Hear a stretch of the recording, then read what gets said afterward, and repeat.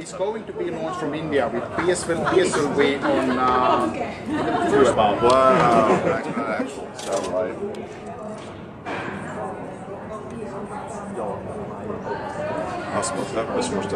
So is this now the most strange thing you have done? This is the coolest thing.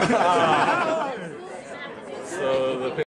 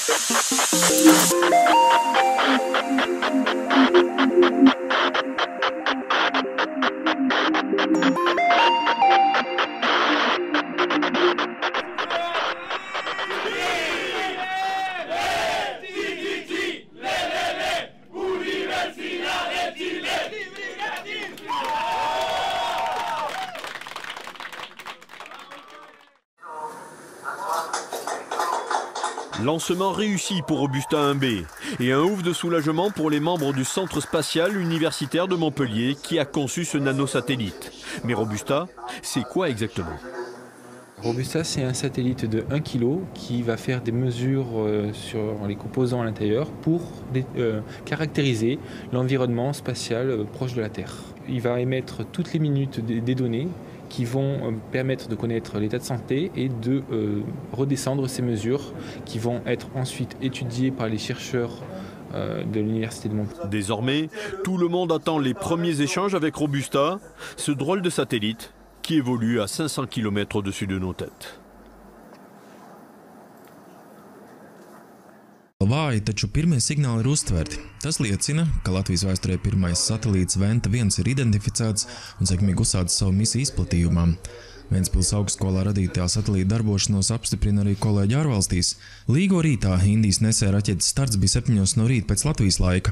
20 minūtes vēlāk Venta 1 ievadīja orbītā ap Zemi 500 km augstumā. Tiesa, sava satelīta identificēšana nav vienkāršs process. Tas ir jāatrod starp daudziem citiem. Jaunie zinātnieki augstskolas radiostacijā visus uztvertos signālus ieraksta un pēc tam jau digitālā formātā analizē. Šobrīd tāds patīkams satraukums, bet ir tādā vēl darba sajūta, kad jāstrādā. Un jāmēģina viss, lai viss ir kārtīgi uztverts un lai ir tā pārliecība, ka ar satelītu tiešām viss ir kārtībā, ka visas sistēmas strādā labi un kad varēsim gatavoties tālākajiem darbiem. Sākās, varētu teikt, jauns cēliens, ka tagad ir visa izpēte, signālu uztveršana un atkal noraidīšana, jaunu iespējams satelītu būvēšana.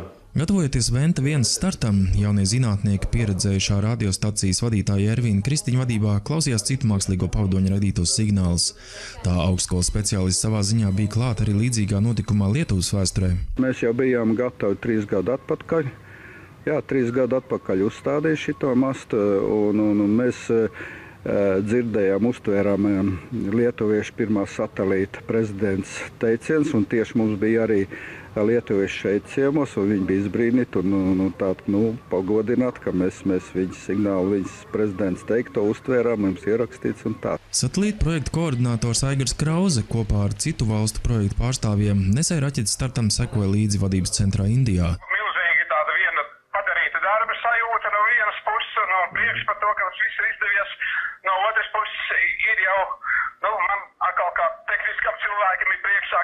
jau tas tagad tikai sāksies tieši tas darbs ar satelītus. Tad jau ķersimies pie nākamajiem darbiem, pie instrumentu izmantošanas, kas atrodas uz satelīta. Piemēram, šis automātiskās identifikācijas sistēmas uztvērējs, no kuģu koordinātu saņemšanai, esošās kameras un citi tam līdzīgi instrumenti. Venta 1 Zemi apriņķos 16 reizes diennaktī. Speciālists cer, ka satelīts varētu darboties pat pāris gadus, sniedzot nozīmīgu ieguldījumu pētniecības darbā. Arturs Sančs, Edgars Indriksons, Kurzemes televīzija.